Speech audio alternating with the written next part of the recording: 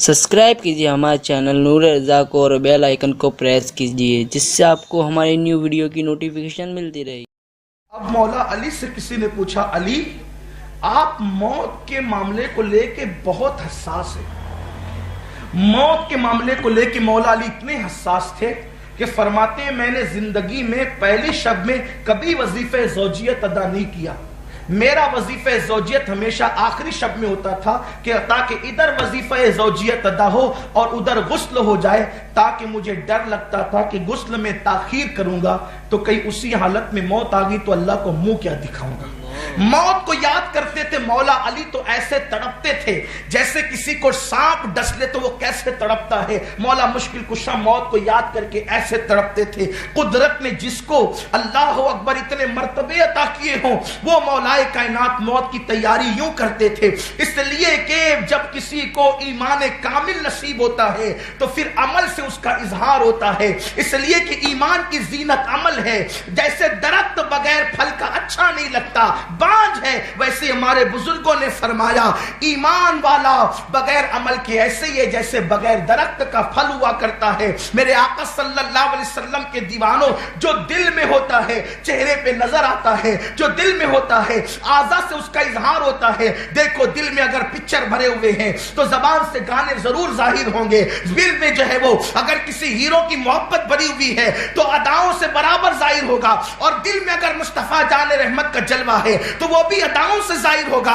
इसीलिए अमल से ईमान मुसज्जन होता है, और जिसको ईमान कामिल मिल जाता है उसके कदम अमल की तरफ खुद ब खुद बढ़ने लगते हैं। ये देखो कामिल ईमान वाले थे कि 40-40 साल तक इस तरह गुजारे। इशा के वजू से फजर की नमाजें पढ़ी। गरीब नवाज ने 70 साल तक जमीन को पीठ नहीं लगाई। सैयदुत ताइफा जुनैद बगदादी कहते हैं कि सिर्र सख्ती को मैंने कभी सोते हुए नहीं देखा। ये हमारे बुजुर्गों का हाल था। हम कहते हैं मोमिन है, ईमान वाले हैं। फजर गायब है, जोहर दुकान पर चली गई, असर बच्चों में चली गई, मगरिब बाजार में चली गई, इशा खाने पीने में फौत हो गई। ये आज हमारा हाल है और कहते हैं ईमान वाले हैं। मेरे प्यारे आका सल्लल्लाहु अलैहि वसल्लम के दीवानों, अमल की बरकत से मरते वक्त ईमान बचता है। अगर वक्त रहेगा तो थोड़ा इस पर मैं गुफ्तगू आपसे जरूर करूंगा, लेकिन याद रखना बदअमली से मौत के वक्त ईमान छीन लिया जाता है।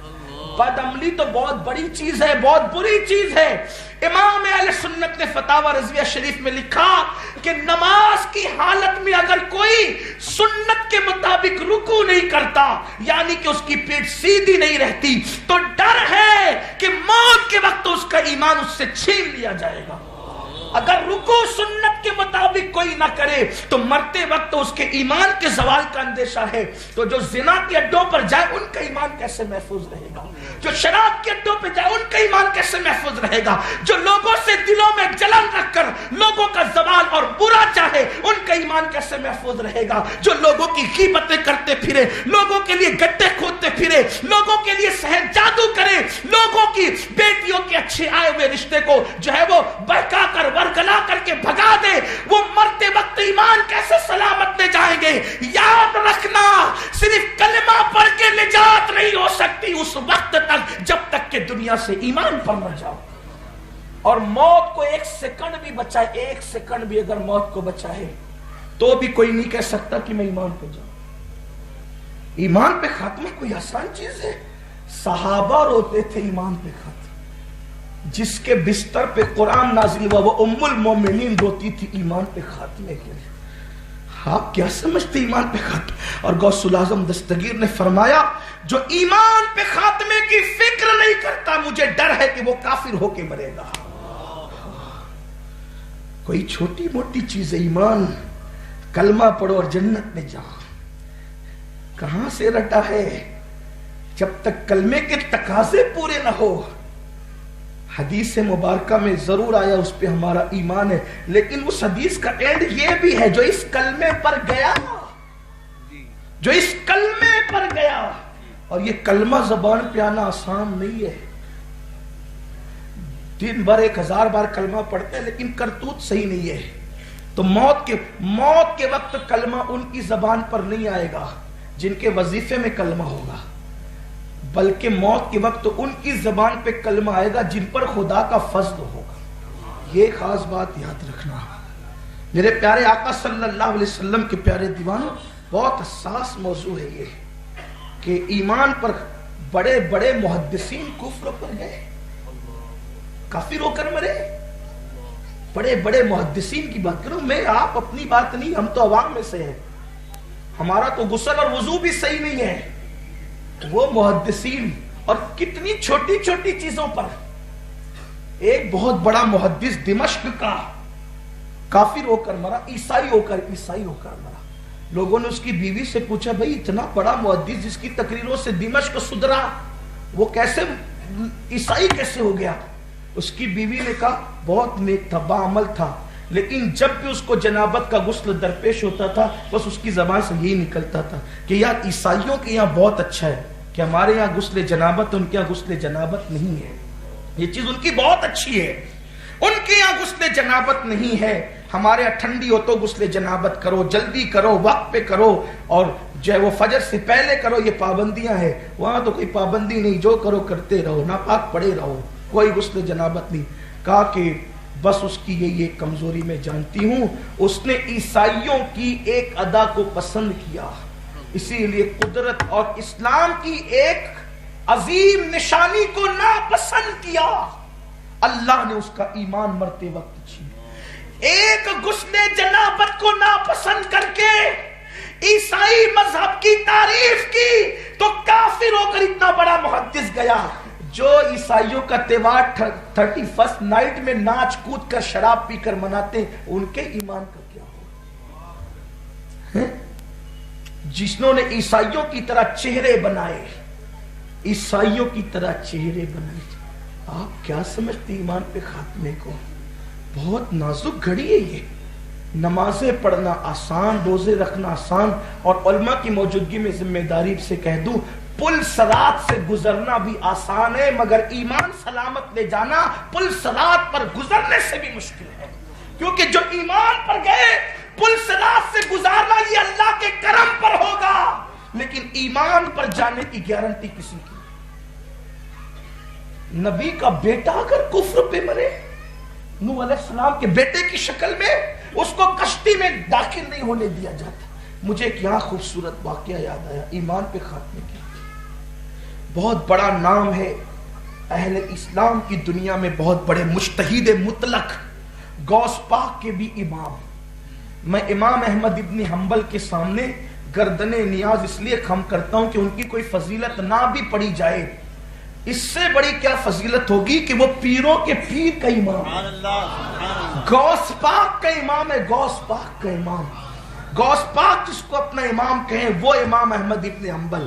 انہوں نے بہت بڑی دین کی خدمت کی، وقت کی حکومت سے ٹکر لی، فتنہ خلق قرآن کو انہوں نے کچل دیا، اتنا بڑا امام، علم کے وہ دریا بہائے، اور چاروں فقہ میں سب سے مشکل فقہ امام احمد ابن حنبل ہے، بہت مشکل ہے وہ، یہ لوگ اسی لیے جلدی اس کو فالو نہیں کرتے، عرب میں اس کی بڑی اہمیت ہے، لیکن یہ مشکل ہے بہت، اس کے اندر مشکلات زیادہ ہیں۔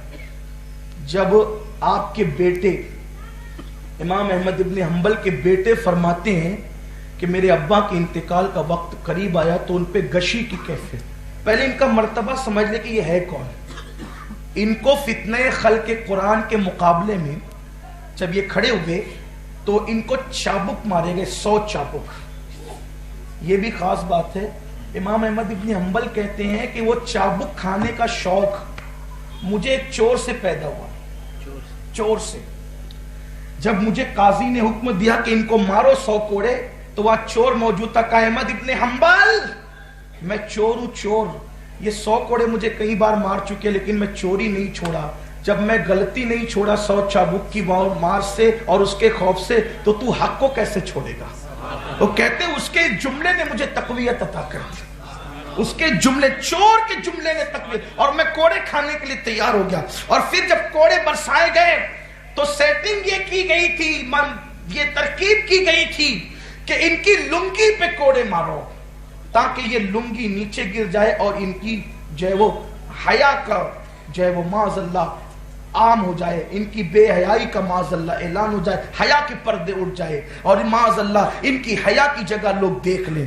کہتے ہیں مارے جا رہے تھے، میرے دونوں ہاتھ مصروف تھے، اور قریب تھا کہ میرا سطر کھل جاتا اور بے حیائی ہوتی.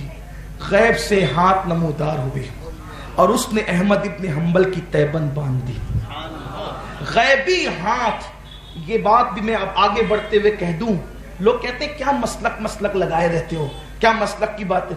مسلک کا تحفظ کرنے والوں کی ایزار بھی غیبی ہاتھ باندھا کرتے ہیں. مسلک کو تحفظ دینے والوں کی اہمیت اتنی ہے. جو مسلک حقہ کی ترجمان ہوتے ہیں ان کے مرتبے یہ ہیں.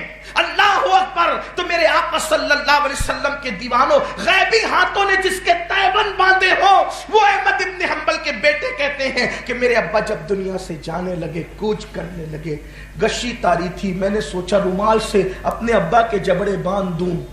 جب رومال سے چہرے کے وہ ہونٹ اور جبڑے باندھنے کے لیے گیا تو وہ ہاتھ سے کسی کو یوں کہہ رہے تھے, ابھی نہیں, ابھی نہیں, ابھی نہیں. ہاتھ سے کہتے ابھی نہیں, ابھی نہیں, ابھی نہیں. میں نے کہا ابا جی آپ کی آخری لمحات یہ ہاتھ سے ہٹا کے ابھی نہیں, ابھی نہیں کس کو کہہ رہے ہیں؟ کہا بیٹا میرا آخری وقت ہے, تو بھی کیا سوال کرتا ہے, لیکن پوچھ لیا تو سن. شیطان میرے سامنے کھڑے ہو کر کہہ رہا ہے احمد ابن حنبل ساری زندگی تیرا ایمان میں نے چھیننے کی کوشش کی, اب تو ایمان پر دنیا سے جا رہا ہے, میرے مکر سے بچ کر. تو کہتے ہیں میں کہہ رہا ہوں ابھی نہیں, ابھی نہیں, اس لیے کہ ابھی زندگی کے چند سیکنڈ باقی ہے. اب بھی ایمان پر خاتمے کی کوئی گارنٹی نہیں. کس کی بات ہو رہی ہے؟ بات کس کی ہو رہی ہے؟